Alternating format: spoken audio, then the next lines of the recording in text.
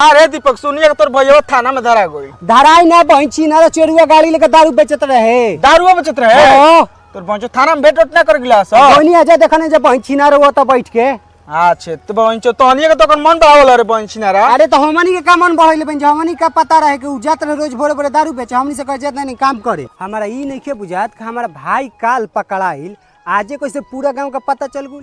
एकर मतलब बहनची ना रे कनिए के नु काम में पकड़वावल। अच्छा हो बहनचोत कोनो हो तो पूछे तब ओकर हम जवाब देतनी। कारे बहनची ना ते तो कहत है कि हमार भाई भोरे भोरे उठ के ऑफिस में जाला ले कल पकड़ा तो गइल चोरबो गाड़ी लेके प्लस में 2 की दारू।